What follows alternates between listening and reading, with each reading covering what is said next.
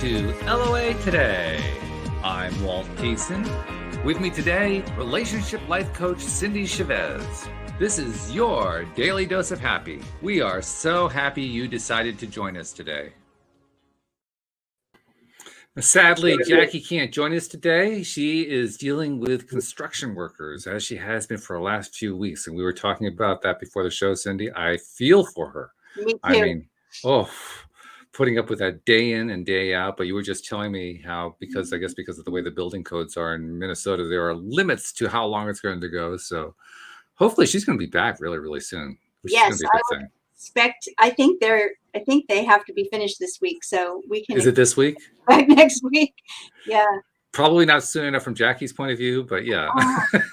I know that when they were doing construction here, it just happened to be right outside my office window. Oh, of course. And that jackhammer, it's like, oh my gosh, even when you're not on a video call or on a telephone call, working by yourself, it's just so nerve-wracking to have that loud pounding noise.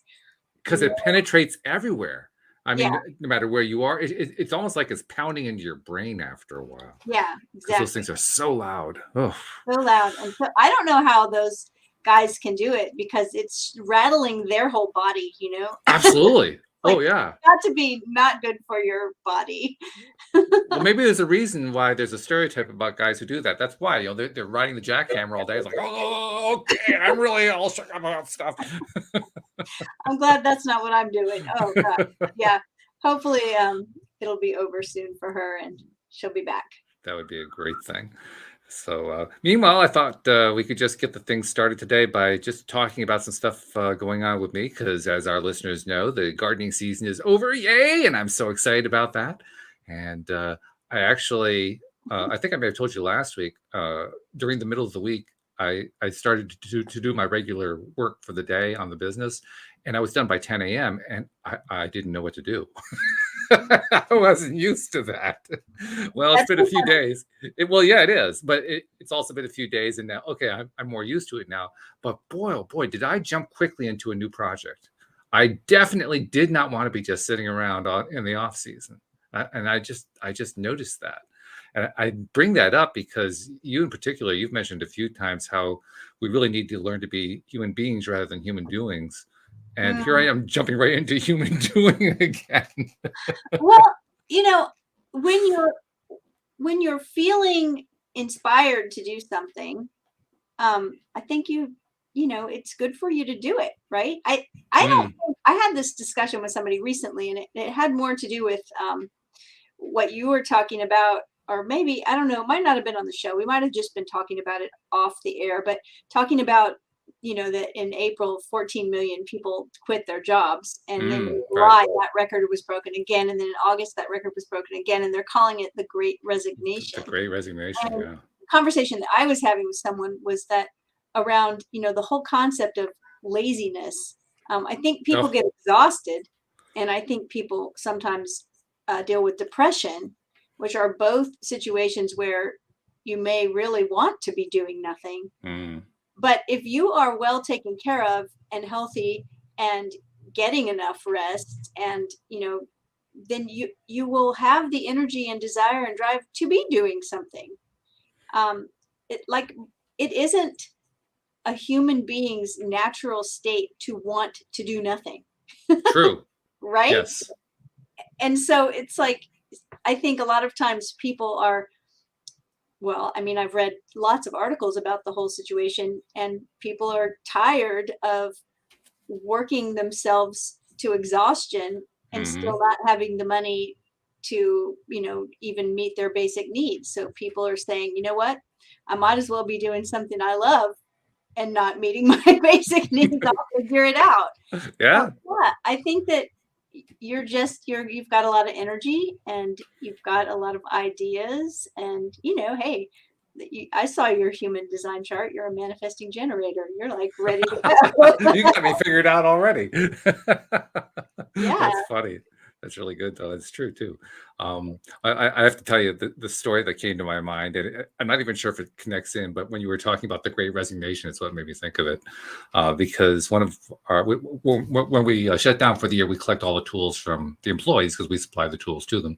So we had our tool collection day on Monday, and when one of them dropped by, she's a real card. She's really a fabulous person, but she's a character, and she's fun as a result. Anyway, she turns her tools in and she starts telling me the story about this one customer that we do regular maintenance on. The customer is the wife of a doctor in a very prestigious area, really nice home, all that kind of stuff. And she was complaining apparently because we weren't coming every single week to do the gardening. And when our gardener said to her, well, why? I mean, we come into like a half hour's worth of work. Why keep coming every week? Why not come every other, every 2 weeks or so? And she was just all put out about that. And Pam, I don't want to name names. The gardener laughed about that. And the reason she laughed about it is because not 1 week before, as she was closing that customer's gardens out, she overheard the customer, I think it was on the phone. No, it was an in-person conversation or a Zoom conversation, something like that, through the window of the house, where the customer was saying to her friend, what is it with these people that are so entitled? And here's this woman who has never done a day's work in her life, living off of her husband's income, and she's accusing other people of being entitled. I thought, that is pretty amusing because it's the pot calling the kettle black in a different kind of way. But the truth is, like you say, most people who are quitting because they just don't like the way they're being treated. They don't like the pay that they're getting. They don't like the way the employers behave in many cases, and they're paying the price for it. We haven't had any trouble with that in our business. I mean, because we pay people well, we treat them well, and so forth, so they keep coming back. But the companies that have kind of tried to get by with underpaying and not really having the best employee treatment plans and all that kind of stuff, they're finding, oh my God, all of a sudden the people aren't putting up with it anymore. And you know what the most interesting part to me, from my point of view, is the vast majority of people who are involved in the Great Resignation are women. Does that surprise you? Not surprised. It's fascinating. I have a lot to say about this, but I won't say it today. But no, it's all right. We can bend rules a little bit. But. Well, it's one of my soapboxes. Is the whole idea and situation of unpaid labor. Mm-hmm. Like I'm going to jump. I know nothing about these people, but jumping to the defense of saying that a woman who's a wife has never worked a day in her life. If she keeps the house, then she's working. If she's doing laundry, then she's working. If she's cooking, then she's working. If she's raising children, then she's working. It's fair. So the idea that came to me the other day that I was like, of all of my research on this, I've written articles about this, I've spoken about this, I've read about it. I never thought about this one thing, and it was that the concept or framework or whatever we want to call it of a 40-hour work week was built on the assumption that someone else would be doing all the cooking, the cleaning, the errand running, the child Fair point.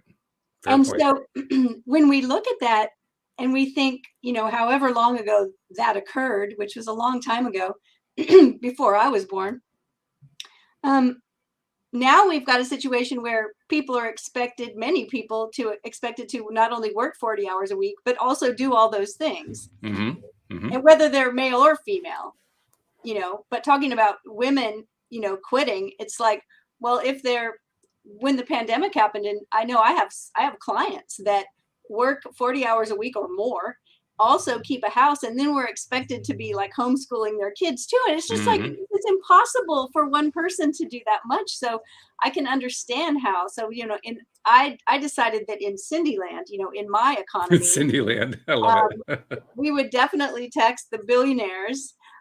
We would cut the human hour work week to 20 hours a week, because we have so much automation, technology, robots, microwave ovens, all these things that were supposed to make life easier and that work so much faster. And so that's supposed to give humans more time and spaciousness, but it hasn't. It's just made humans be able to produce more in the same hour of time, right? So 20-hour work week, and everyone gets a basic income, and carers, regardless of gender, but carers that do all the work that remains unpaid, also get a supplement for that, or a subsidy for that, because Okay. right, because if you think about the way our economy works, there are certain things that are in the, the national product that are counted, right? Drug dealing, prostitution.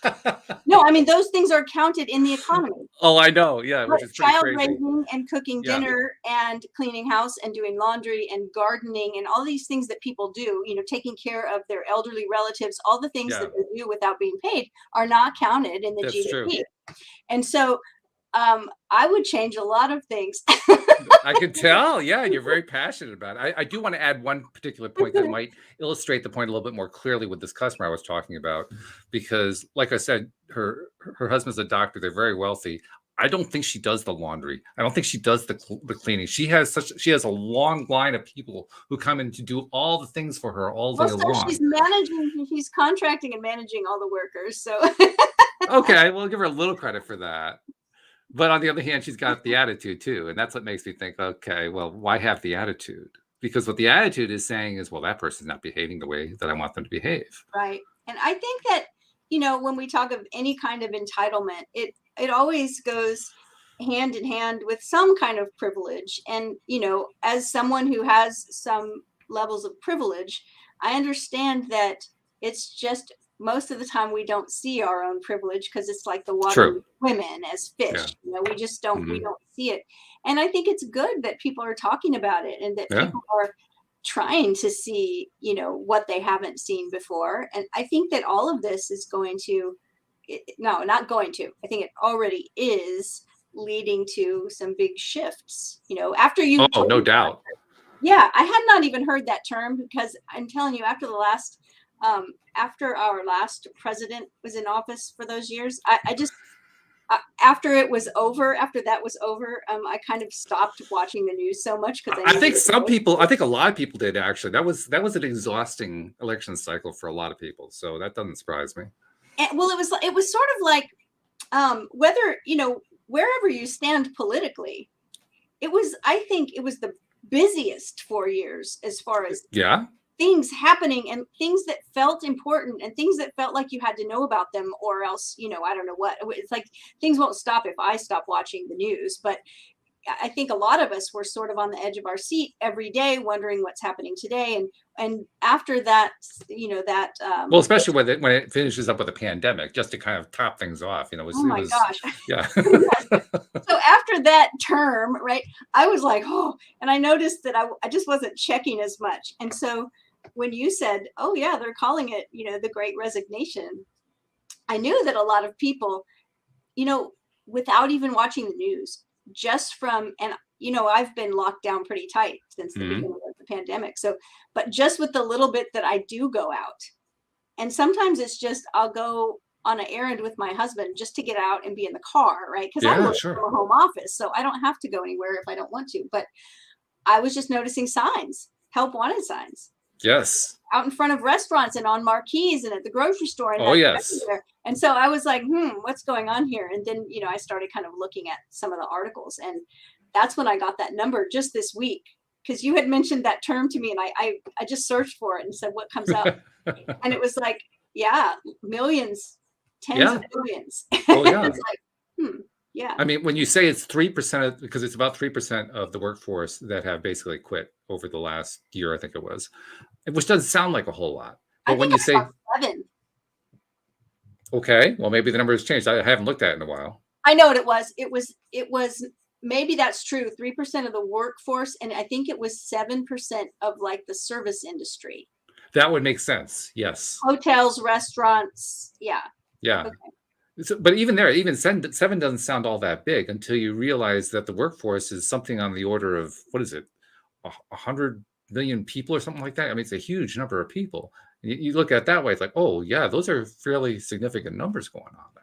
Yeah, and I think, and to bring the conversation back to where we started, it's like I heard someone saying, well, people don't want to work, right? And I was like, it's No, so that's not not it. true. It's so not true. People don't want to be underpaid, overworked, and mistreated. That's what they Yeah, don't want. But regardless, look at a little child. We have these sayings that we say about children when they start to walk and even start to crawl. Like all of a sudden, oh my gosh, for the parents that are caretaking, right? Oh no, the baby's crawling, because that means that never going to get a break now. Because why? Because energetically we are made to want to go and explore and do that's things and true. build things and create things. So yeah, we don't want to lay around and do nothing unless we're exhausted Hmm. and depleted and Good depressed. word. Yeah, depleted. I especially like depressed. Sure. Yeah, that I think we're familiar with that one. But depleted, we don't really touch on that one a lot, and that does happen a lot. A I think lot of that's people it. can become depleted. I think that's the word, right? You think that's Because the one?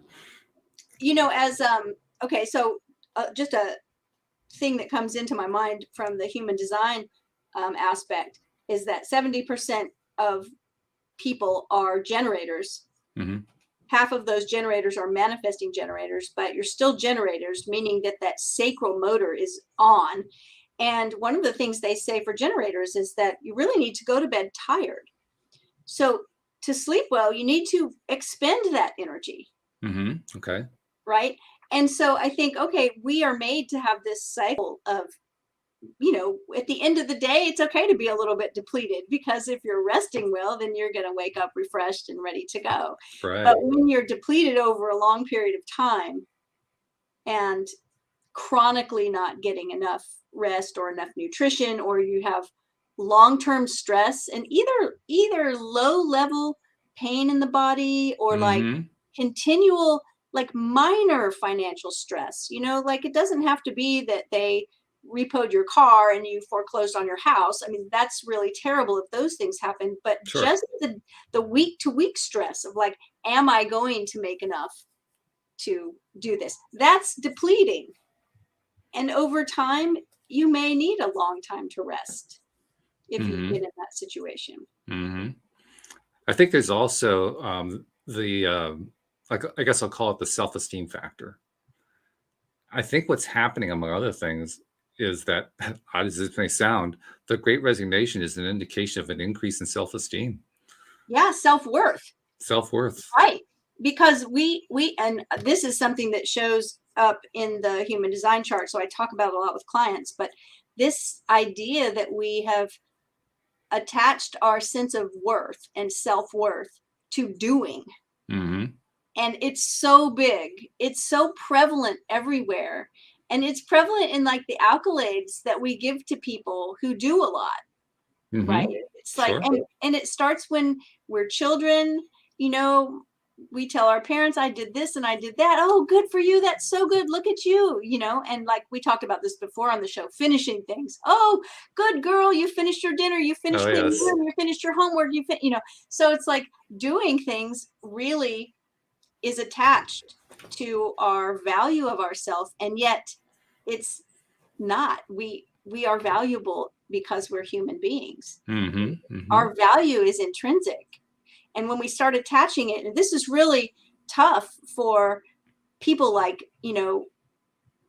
people that don't have a lot of energy, because they're always comparing themselves to people that have a lot of energy. Hmm.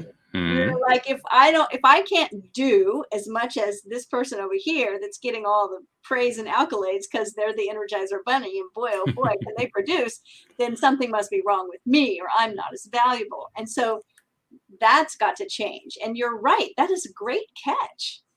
Oh That, yeah. yeah. Yeah, people are finally. I And, think they finally reached the end of their tether in many cases, yeah, saying, I think "I'm so just not too. going to put up with this anymore." It's like the old movie from the 1980s, Network. I'm mad as hell, and I'm not going to take it I'm anymore. not going to take That's it pretty anymore. much what it is. Yeah. Yeah. I noticed that happens, it's kind of like that pendulum swing, but we get to that point where we've talked about the Abraham Hicks emotional scale. And Hmm. I've talked about the, Bruce Schneider's energy leadership energy scale, and how Right. they're right. They go right hand in hand. There's no, animosity between them. They connect, but it's that victim energy at the very bottom, which I'm not sure what's at the very bottom of the Abraham Hicks emotional. Depression. Okay, so it's same. It's right there. It's at the bottom. Apathy, and that again, that's interesting because that points to that sort of place where legitimately we don't want to do anything. Mm-hmm. Apathy, we're apathetic. We don't have a motivation or an inspiration or a drive to do anything, and depression shows up like that. Yes. Right? And when you finally have had enough of that, sometimes is where you hit the next level of energy or the next step on the emotional ladder. And that's, I'm mad as hell and I'm not going to take it anymore. That's the conflict energy of like, okay, I can't stay down here anymore. I've got to do something about this. And you're right. That's probably collectively where I think so. People are. Yeah. Yeah. And add on what happened during the pandemic, because you mentioned 7% service workers. You know, there are a lot of people in that industry, but a large chunk of them are restaurant workers.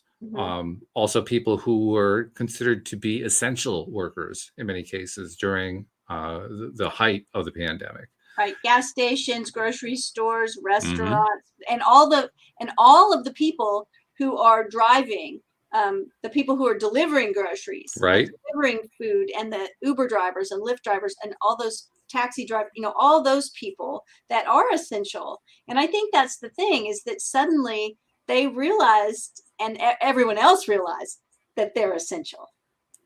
Which was, I think, part of why they have that increased self-love, self-esteem, because they kept being told, thank you, thank you, thank you. We appreciate you. And the message got through. Yeah. How about that? The message got through. They say, okay, well, we're not going to settle for peanuts anymore. Yeah, I think it has to happen. Oh, definitely. Yeah, it had to give. And I don't think there's any way to avoid it. Probably not comfortable, right? But I mean, big changes never are. And well, it's only going to be uncomfortable for somebody who thinks that they deserve to be able to pay people bottom dollar. See, there's a mindset, and you know this. You're a business owner. I'm a business owner. We know what that's like. Yeah. When you have the mindset of wanting to pay only bottom dollar, you have a mindset of poverty. You may not think of it that way, but you really do. Yeah. And I can say that from personal experience because I used to have that mindset, and guess what? It put me in poverty. And there's a direct connection there, and I know that connection. It took a few years for it to happen, but it happened. It isn't until you start demonstrating your value for the people that you're hiring that your own value increases. Yes. One leads to the other. Yes. No, that's absolutely true. And so that's why I think this is so important for this to happen. And who is going to lose out? I don't think anybody. I don't think so either. I think everybody wins here. Right. I think it's a win-win. Yeah. So I'm happy to see it happen. And I know a lot of people that work in that industry, and they're some of the hardest working people, if not the hardest working people that I know. They are not lazy. They are not. It's not nobody wants to work. It's like they're just not. They work so hard, and be great to see everything shift to where they were being compensated for their hard work. And we will see it. I mean, I mentioned restaurants. Restaurants is one of the first places where we are going to see it. Restaurant prices are going to go up. That is just going to happen. It's okay. This is not the end of the world. This is a good thing. Well, it's interesting. When I went to Europe, I think travel is really important. I wish I could travel much more. I wish I have been able to, even, in the past. I wish I had a lot more different places under my belt, different places to experience. Because when we see how things are in other places, it opens up our mind and it expands what we know is possible. And when I was in Europe, growing up here and living my entire life in the United States, restaurant workers are paid like nothing. And they live on tips. And many people have the attitude of, well, too bad for them if I shouldn't have to pay these employees. They're not my employees. And so they are terrible tippers. And I've heard people say that, well, then their boss should pay them more, whatever. It's not on me to pay them. And when you go to Europe, the restaurant workers there they all get paid an actual wage. They don't. They do. And if you tip them a coin, and it's like it's like a happy, shiny thank you. You were so great. It's a compliment. It's just Hmm. giving them a compliment. It is not subsidizing their wages, right? Right. And so things can be different and actually They can, yeah, and I think they will be. I don't think there's any way to avoid that, and I think it's a good thing. That's, just the way stuff evolves. The other thought that comes to my mind is the people who do work in this country, where tips are a significant portion of their income. From me anyway, they're getting the benefit because what happened during the height of the pandemic really kind of made me rethink the way I tip. My tips used to be in the range of like, maybe 15, 18%, something like that, sometimes 20. I now routinely tip 25%, and I'm thinking about going to 30, just because I realize, they really do rely on their tips. That's a major part of their income. I just hadn't thought about it before. I hadn't given it any consideration. having family members and also kids in the restaurant industry. Both of my kids are in the restaurant industry. So um, I've thought about that for a long time. And one of the things that I always think about is, especially if it's just me, or if I was going out to eat with someone and I was just paying for my part of the bill, right? Like, typically speaking, the difference between, a 15% tip and a 25% tip is a few dollars. Yeah, it's not a huge amount. That's true. $50, Right. it's like maybe five if I'm somewhere amazing. So it's like, for me, I always thought that, these extra $2, I will never miss them. But if everyone did this for this server, they would have a really good day, right? It might change their life if everyone started doing this. So I always encourage people to really be a big tipper, because it's just going to come back to you, By right? the Like way, you I said, got to throw this out too, because it almost isn't even relevant to it, but in a sense it is, because most people don't know what the real origin of the word tip is. Yeah, do you know where tips come from? I I think you told me this before. Okay, Someone yeah, told me this, but I can't remember. So what is it? it's an acronym. It's an acronym that stands for to ensure proper service. Oh, And okay. a true tip is we know we don't do this, of course, but a true tip is supposed to be given in advance before Oh, you get the service. got And it. I actually learned this from my wife, who used to, many years ago, she was a ski bum. She worked at a ski area and she worked in restaurants and so forth. And she was first introduced to this by a patron who came up to her. And now this was like circa late 70s, early 80s, to give you an idea of the time frame. So you can also imagine, the equivalency of the dollars. And I guess he gave her a $25 tip. So today's money, that's probably somewhere around $50 to $75. Hmm. And with that tip, he said, just make sure my coffee cup is never empty while I'm here this week. And I guarantee you his coffee cup was never empty that week. Well, that's funny that you say that, because when I said it will come back, that's kind of twofold, because I'm not really just talking about good service, right? Like, we go to certain restaurants and the servers know us because we're Hmm. repeat customers and they treat us really well. Yeah, And I don't think it's just because we tip well. I think it's also because we like them and we are kind, right? that's in my mind, that's part of a tip. And How do you treat your server? and so I think that, but I think it also comes back to you in the way that you said earlier, is that, you know, going into a place and buying something and getting the absolute cheapest one, when the difference between the cheapest one, a box of salt, right? It's like 89 cents or 95 cents. When we're at that place where sometimes we don't have the money and we make sure we're just buying what we can, but other times we're making a choice.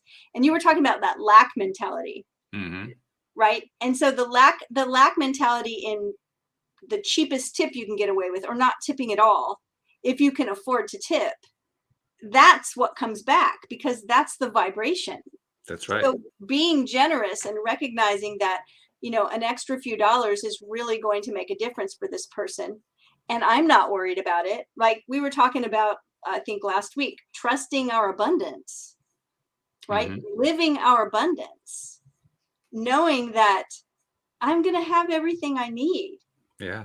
My source isn't outside of me. Like it's my vibration. So if I can trust that I'm going to have everything I need, then I can certainly tip this person in a bigger way.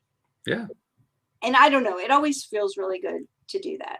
It does. It feels really, really good. It especially feels good if you have a history. Now, I've never tipped badly. I always tip right in the range of what was, generally considered socially acceptable and so forth. But I do recall that, I can't say never. I do recall one time when I was very, very young in my early 20s and money was really, really tight and all that kind of stuff. I would give like a 10% tip, and that was definitely at the low end of the range. But then that changed pretty quickly. But just even recently with the change because of the pandemic, that's really what kind of opened my eyes sort of, and said, okay, yeah, these people need to have some more money. Let's put some more money in their pockets. I found that unexpectedly, just like what you were just saying, just giving that extra money not only didn't hurt, it actually felt good. Yeah. It actually felt like, wow, I mean, I feel proud. I actually feel wealthy making that larger percentage tip.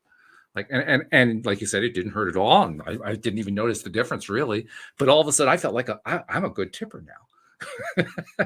And it's a very big difference. It's a big difference from being an average tipper. It really Yeah. is. Well, we talk all the time about this. And when Jackie's here, we talk about it a lot because it's her, twist on vibration is acting as if, and she has the acting skills to, you know, to teach us how to do that. Oh, yes. It's part of stepping into that persona. And like, I mean, do I want to be a great tipper? Yeah. Yeah. And for me, it's for one very good reason. When I feel like I'm a big tipper, I feel more wealthy. Yes, exactly. That's That's the it. point. Yeah. It feels good. I feel Yeah. rich, right? I feel rich. Yes, exactly. And I remember one time, I think we did this a couple times. We took either $20 or $50 and we just cashed it out into $5 bills. So we had a handful of $5 bills and we just gave them to people. Mhm. Like just on the street, just walking down the street, you say, here, have a great day, and hand somebody a $5 bill. It's so funny because it's $5. You can't buy a whole lot with $5. Mhm. Like you can't even buy a paperback novel for $5 anymore, right? It's Yeah, it's true, isn't $11, it? right? It's like you can buy a coffee with $5 for sure. Yeah, maybe a And candy bar if you're lucky. but the response that we got, we did it one day, and the response that we got was like, I said to my husband, you would think that we were handing out like $100 bills. Because people were so shocked and so grateful, and they would like, oh my God, and they would get a big smile on their face. And we went into the place where we always get coffee, and of course we always tip the barista. And we had paid with a debit card, so the tip was on the debit card. So we had bought a coffee and paid for it and tipped. And then we were getting ready to leave, and I turned around and I handed the barista a $5 bill because I still had one. I said, oh, here, this is for you. And he was like, what? Are you kidding? And it's so funny, right? It's like you want to bring some joy into your life and feel rich for $20, Yeah. just hand out a few $5 bills. I love it. What a great exercise. Yeah, it's like, and it's a very high vibration thing to do. It feels super good and it's generous. We were talking a few minutes ago. We're getting into the controversial territory, which I think we should do more often here on the show. It was good. It was a good vibe. But you were explaining some of the things that you're in favor of and so forth. And it made me think, one of the things that I've been kind of contemplating as I figure out what I want to do now that the gardening season is over and we've got this off-season break going on, because I immediately had to jump into doing something right away. So I had just finished doing the Law of Attraction World Summit that Selena Dorsey put on, and very interesting. It was a fun experience. A few of us who were on it compared notes. It was a little bit odd because one of the things that she does is she interviews you, and then as you're talking, she gives you full screen, and you wonder, well, where did she go? Is she still there? It was kind of fun. I heard several people talking about that. Yes. That was really something. But anyway, it was a good experience. And afterward, I learned from her that she was offering, with all these kinds of conferences and summits and so forth, they always have, back end offers and so forth. And I usually just ignore them. But in this case, she said she was going to be teaching people how to do summits. And I thought, well, that's a cool skill. I like that skill. And that'd be a good one to have. So I checked into it, and I told a funny story that's associated with it. yesterday. I'll tell it here briefly. I wasn't feeling flush with cash, so I said, I'd pay like maybe $500 to do something like that. And it turns out the price was $1,000 to do it. I said, oh, okay, well, all right, I want to do this. I'll do it anyway. It turned out I had an affiliate link, and I got $500 back, so I ended up paying $500 for it. But but the point is, I decided to start doing it because I figured that that's something maybe that I could do for myself, and for maybe it's a way to expand what we're doing with LOA today. Because I've always wanted to find a way to help people who wanted to learn the wealth side of abundance to start applying it in their lives, to start taking that inspired action that we talk about. And I just keep thinking, is there some way that I can introduce people to like easy ways that they can go into a little business to get something started and get a feel for the flow of it and so forth? Because I think a lot of it is more just the fear of getting in, and do I have the skills for it, and can I afford the money, and blah blah blah blah blah. There's the whole list of fears that we get in the way. So just anything, I just often think about what can I do to help get people who are kind of on the edge there over the edge. So I figured, well, maybe I could start doing summits. Maybe that might be a way to draw people in and kind of bring in speakers who could show them, here's how you get a business started and all this kind of thing. So I started doing her course, and her course is really very, very good. It's very hands-on. It's not like a video course. Well, I mean, it is a video course in the sense there's videos to watch, but you also have group coaching with her, so you can ask her questions anytime you want to and so forth. So it's really good. But as I'm doing it, I'm realizing a few things. First, I'm realizing the value, something I already knew, but I think you experience it anew each time, realizing the value of having someone to talk to when you're learning something new. It's a really, really big deal. And the reason I mentioned that in the context of what I'm talking about here is I think it's also true for somebody who is kind of trying to figure out how to get over the edge of, let's try to do a business. Let's try to get something started. You really need to have somebody to talk to. Because having that someone to talk to is probably more valuable than any book you can read, any course you can take. Because they're the so-called stupid questions that you need to ask. You just have to ask them, and you have to ask them of somebody who knows what they're talking about. Yeah. So, I mean, I think it sounds like part of what you're talking about is having a mentor. It's a mentor, right? That's exactly what that is. Or a coach. I mean, yeah. Just being able, like, one of the things I learned to do when I was training to be a coach was brainstorming. And that sounds like, what? You learned how to do that? But it's like brainstorming with someone, which is different than coaching, but it's really valuable. And, we can't do that. Sometimes we can't do it as well by ourselves, because to be able to bounce ideas off someone and have those questions answered. You're right. I mean, it's a valuable thing to be able to have a mentor, have someone that knows the answers to your questions, whether they seem stupid to you or not. There aren't any stupid questions. Right? No, not really. No. Yeah. But they feel like it does, because, well, I don't want to have to ask the question. It'll look stupid if I do. Well, every time I've been in a group and I've had some question and didn't want to answer it because I thought it kind of felt stupid and went ahead and answered it, someone has thanked me after. Thank you for asking that. I was wondering that too. Right. Yeah. Right. So after that happened a few times, now if I have a question, I just go ahead and ask whatever.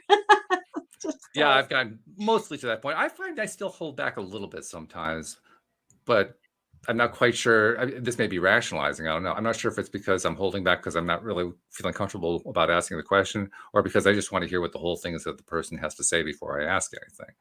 That may be just a rationalization. I'm not sure. But sometimes your question gets answered without you having to ask. Well, that's true. Well, that's the advantage of the group approach.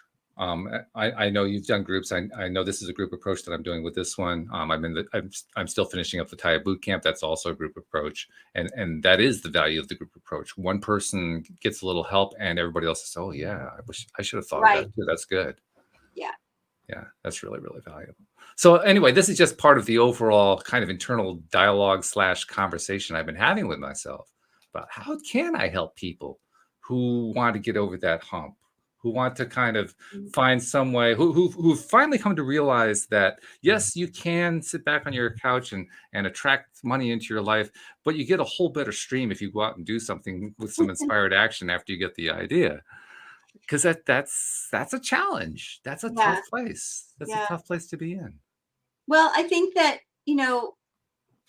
I always go back to, I think it was Esther Hicks that said, you know, if you are focused enough, you probably can go to McDonald's and manifest a 5-course meal, but it's Yeah, just easier to go to the to a 5-star five-star restaurant, restaurant right? and manifest and just pay for it, right? And, Exactly. and that's the thing, is that I think we actually sometimes waste a lot of time and energy trying to get things to quote quote manifest, Mm. when we could just, take some action and let it unfold.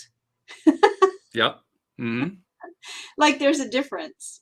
So I think it takes both, right? It's like, take some action that could work regardless of your mindset, and then point your magic wand with your focus and your mindset and all of your identity at that plan, and let them work together. Yes, exactly. I think that's a great way to describe it because ultimately, it really isn't all that much fun. I mean, yeah, it's kind of fun. It's a kind of a good party trick. It's kind of a good conversation icebreaker kind of thing to say, well, I manifested $500 out of thin air. Sure. Yeah. But all day, every day, that gets old really fast. Like you said, we don't come onto this earth to sit on couches all day long. We, But we, we we don't, can't really, and we we can't don't really come just sit here to there. be, discouraged and broke Yeah, and, depleted either. that's right. That's right. Yeah. Yeah. So it's putting some things into action to where you're using your energy in a way, that benefits you and everyone else. I mean, that's my thing. Is of course, you know, if I look at my human design chart, my life purpose is caring and nurturing other people. Hmm. Um, and what's interesting is that it has to be done from a place of me being fully cared for and nurtured first. And I didn't know that for the first half of my life. So I depleted myself caring for everyone else, Ah, okay. Yes. right? Which ended up just making me feel resentful. Right.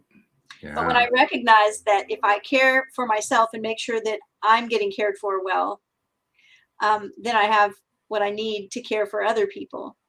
So whatever I'm doing, I'm like right there with you. I've been brainstorming this too. It's like Have you? I want the things I do to be helpful for other people, Yeah. right? And not at the expense of my energy or my well-being, Right. but I want it to be a win-win. Like that's Yeah. really important to me. So I think that more and more people are feeling this too. And as we're going forward with this, with everything shifting in our world, we're pointing our attention and our focus and our awareness really to be open to opportunities. Like, with my human design being a projector, I'm supposed to wait for an invitation. So I told Hmm. Jackie the other day, I'm gonna just speak it out and say it. Like, I want some cool invitations. I want some invitations to do some cool things, right?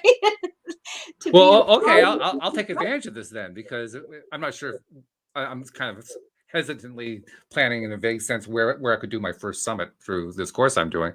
So I'm going to invite you right now. Would you be a speaker at my first summit? Yes. So there we go. Now, see, the other part of my design that I'm supposed to do is I'm actually supposed to say to you, let me sleep on that. Let me sleep on that, right? Okay, we'll let you sleep on it, and I'll I'll check tell you back next next week. week. Marks me down as a yes. She's a yes. Check. Oh, but that's fun. That's great. I mean, that's where I want to see everything go, Yeah, I yeah, have a I have a drive to support people, in people that are, needing support. And I love to see it happen. And I think, you were talking about helping people in their wealth mindset. And just the conversation that we've had here today, one of the things we talked about was tipping, you hmm, know, and, you may be in a place where you're not wealthy. I, I'm I've been in that not wealthy place for most of Oh, my life, and I don't oh. really consider myself wealthy now, right? It's like we always used to joke. No, Elon Musk is wealthy, right? Bill Gates. Um, but when you go somewhere and you eat somewhere and you're paying a tip, and your tip is, you figure it out in your mind, and oh, my tip is $5. We'll make it 6, Hmm. right? And it's like that's one way to start increasing Yeah. your wealth mindset is just give a little more. Yeah. Oh, yeah. If I'm, using a percentage, I'll take a calculator off the phone, right, and punch in the bill and punch in 25%, and it comes out with a dollar and cent, and then I round it up. Yep. Same Always thing. round up. Yeah. Yeah. Yeah. It's the same idea. Yeah. So, I mean, there are little things that you can do now. That's one of the things that I think most of us coaches, anyway, I hope, try to do with clients is figure out how you can start today Hmm. and not, later when you have more. Like we always feel like that. Like people feel like that about all kinds of things. Look at people say, well, they're not going to have children until all their ducks are in a row, so to speak, or they're not going to do this or that, and they're not going to start, giving more until they, have more. But what can you do to start right now? Yeah, even if I know that particular feeling of not feeling like you have enough to give to somebody else. I know that Oh, feeling me really too. well, Yeah. and it's a rough feeling. I didn't climb out of that one by instantly starting to go give to people. Because that just wouldn't have worked with me. I got there eventually, and the way I got there was by working in other ways on how can I make myself feel better. I mean, you gave me one of the best clues, and you've told the story a number of times about how you did the "I feel rich" thing. You Hmm. did, 1,000 a day, I think, for a week, something like that. And while I didn't do that particular one, I made a point from that point on to just find different ways to feel wealthy abundance, to just experience it. I started doing Dan Mangaina's Money Game book. I'm still in the middle of that one. I'm in the middle of the second phase of it, and I've gotten some pretty cool stuff out of it too. But among other things, the best thing that I've gotten out of it is the experience of manifesting money out of thin air, which helps me feel wealthier. So that there are lots of ways you can do it, is my point. And Yes. really the most important thing is just doing some of them, whichever Well, one and feels the best. I think it goes back to the feeling. And Yes. something else that comes to mind that I just sort of had an aha moment about recently, and that is, um, we are so kind of programmed to think about trading time for money, Oh, yes. right? Oof. It's like how much money per hour does someone make? Hmm. And when we talk about a living wage, it's an amount per hour Hmm. that we start talking about. And or someone is asking, well, how much do you charge per hour? Oh, And yeah. it's like I had a client this morning, but yesterday I spent 2 hours working on her chart, Hmm. right? But she spent an hour with me today. Right. So I often tell people I don't charge by the hour, I schedule by the hour. That's a good way I to charge describe you it. for I charge for expertise, Yeah. but I schedule by the hour. But something that hit me recently is that what's really valuable that I have is, that it's my energy. Yes. My energy is at a premium. So when you sit with me and you're paying me, it's my energy that's here for you. That's what's so valuable, Yes. right? And we don't think about it that way, but we're limited in how much energy we can expend. And so it's not always about time. It's Wouldn't sometimes, that be there's a great way to start the push that we've been both talking about, giving that person the push to kind of go over the edge and do something that they wouldn't normally have done because they know it would help make them more financially abundant. And that is to simply start thinking about what is their energy worth. Not yes. what's And their where are time is you worth, putting what's it? their energy worth. Right. And where are you putting it? Like Yeah. if your energy was literally, gold, Right. where would you be putting it? Like who do you Yes. give it to? Um, that's like really kind of mind-blowing. It was for me Hmm. anyway. I don't know where that came from. I just had that thought one day and I was like, oh, I love it. I think it's fabulous. it's energy. It's about Y- energy. That's right. Well, and what is it we say about money? Money is a form of energy, so it Hmm. totally makes sense, Especially now, especially especially now, now. it's like just digital. It's just, is it anything, right? It's not. It's just a vibration at this point. So, yeah, definitely. I think that's a really cool thing to think about. I would like to Yeah. brainstorm on that even more about how do we teach people to, what can we put in place to teach people how to think about their energy that way? Is that the energy that they have? Yes, your expertise is important, your skills are important, your wisdom is important, your hard physical work is important, all of that, your attitude, it's all valuable, but it's all also wrapped up in your energy. Yeah. So that's the value, the energy. And there's another thing that I want to bring in here that is really interesting. This comes out of the Taya boot camp. It came out of the conversation from last night's weekly boot camp meeting. David Strickle, who of course runs the whole thing, was leading this particular session, and he told us that from the mastery program, that's a separate program for people who are already boot camp graduates but who want to keep going with their growth. So it's like the next level up.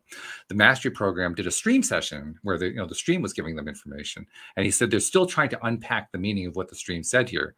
But and as soon as I heard it, I said, well, that's easy to unpack. But I'm going to be curious to see what your take is on it. The stream said there's something that is a higher vibration than love. The thing that is a higher vibration than love is, what was the exact wording? I want to make sure I get the wording right. It's not actual. What is it? It was it meant genuine. I can't remember what the exact word was. I'll use genuine. Sincerity? Genuine appreciation. Genuine appreciation is a higher vibration than love. And I instantly got why they said that. It made total sense to me. I'm curious to know if you get this too. Because what does the word appreciation mean? To appreciate is to raise value in your Mhm. mind. Yeah. When we say that something we own has appreciated, we mean it's That's worth right. more now. Exactly.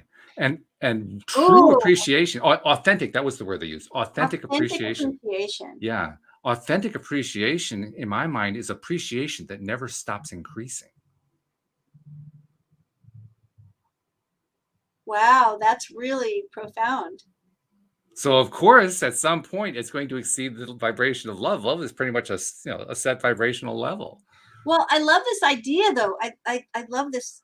I love this conversation that if we are genuinely, authentically, sincerely appreciating ourselves, Yeah, right?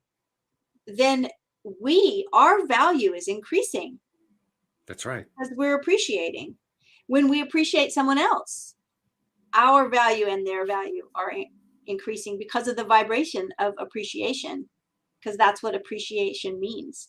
So if we start increasing the value, then it's like you were talking about these workers that are like, I'm not going to take it anymore. I realize I'm worth so much more. Mm-hmm.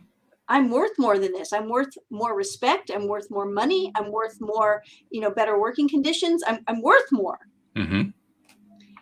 So that it comes with, like you said, which was brilliant catch, that was a result of them being appreciated by That's other right. people. Exactly. Yeah. So this is wild. This It is is wild. It's exciting. really great. Well, I know that one of the things that happens, and we talk about this so much, but when I work with a client and we really start pointing that magic wand, really start narrowing that focus on self-love, things change so much for them. Like things just, and that's why they start appreciating. Yes. Literally, they start becoming more valuable. That's And what right. happens when that appreciation happens is that your vibration changes and you begin to attract something different, something that mirrors your value. But it's always Well, the value that you see in yourself. yes. Yes, exactly. right? As soon as you recognize it, and that's why I think that was such a big aha for me when I realized, especially as in human design, a projector or an orchestrator, someone who has less energy because they don't have those motors.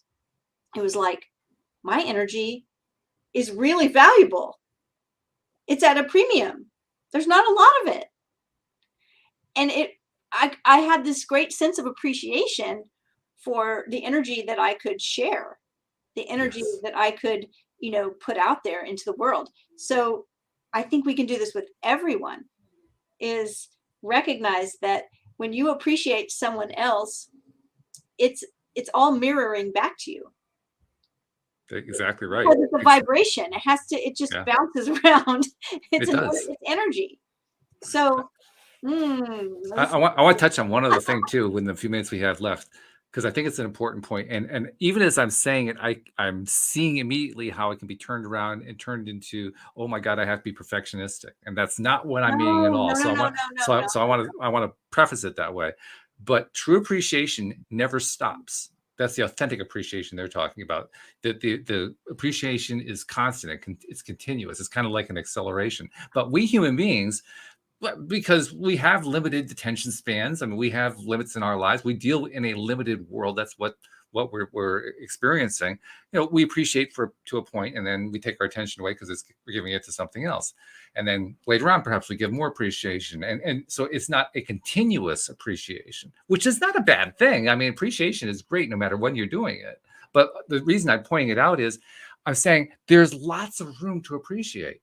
So we don't have to just stop with appreciating once. We can keep going back to it. And we can keep going back to it again and again and again and again. And when you do that often enough, oh my God, like you said, the earth, the world, the universe just starts pouring all this stuff back to you just because you've been giving out so much appreciation. well, So that's why I think this is so cool that collectively, this was a collective thing, that's right. right? So collectively, and that's really magnified, collectively, this segment of workers the essential workers began to be appreciated collectively by the collective. Exactly. Yes. And Yes. so, we're all connected. We are all mirrors for one another. That energy never stops. Like when it's kind of like if you stand on a mountain and shout a word out, the word, at some point you're not hearing it anymore, but it's still out there, right? The vibration is Mhm. still going.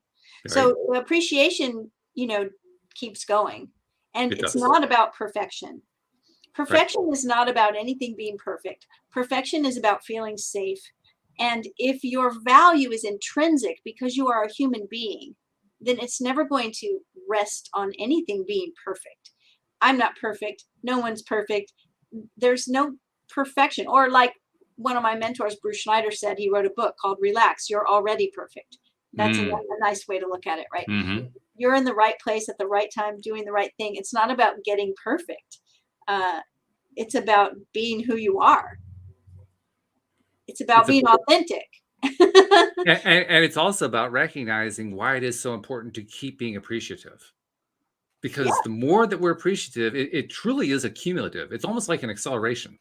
The more it's kind of like putting your foot on the gas, and if you keep holding it in the accelerated position, the car keeps going faster and faster and faster and faster and faster until finally it reaches the point where the impulse is matched by how much resistance there is, and it can't go any faster. But still, that acceleration, it theoretically is continuous forever. There's really And the only thing that's going to stop it is going to be our resistances. So that's why it's so good to keep applying it what's over and cool over. is that we've talked about this a lot, and for the most part, it is very hard to jump from the bottom of the emotional scale to the top, True. Yeah. right? Because there's so much in between, and Yep. sometimes when we're at the very bottom, we just don't have the energy. We just don't have. We're depleted. It's very hard, and when you're down there, it's very hard to see your way out of it. But one thing that you can do that does put your energy much, much higher is just look around and just find one thing to appreciate a little bit. Yes. Yes. It might be a color. And It it might be seems the fact worthless that by you've the got a roof and it's pouring rain and you're not getting wet, or you've got a poncho, whatever. I mean, just something, one thing. Doesn't that have to take you? it Because does. that's if genuine appreciation, sincere appreciation is at the top, the very top, It is. then if you're at the very bottom, just doing that one thing has to move the needle. And it's so odd because when you're in that place, it feels like expressing one little piece of appreciation isn't going to do anything, and it's not even going to be real anyway because I'm not really feeling it. And it's not true. It's not true. Just do, even though it doesn't feel like it's going to do anything, if you just do it anyway, it actually feeds back to you. Yep. That's Which is awesome. really I'm wild. excited. I'm excited by this conversation. Me too. This has been great. I've been loving it. So the only bad part is that it had to come to an end because we're done with the hour. But I that's all know. right. We'll save some for next week, and we'll see what Jackie has to say about it. That'll be really fun. Yes. Anyway, thank you very much. Thank you to our podcast listeners everywhere. We will see you all next time here on LOA Today. Goodbye, everybody. Bye, everyone.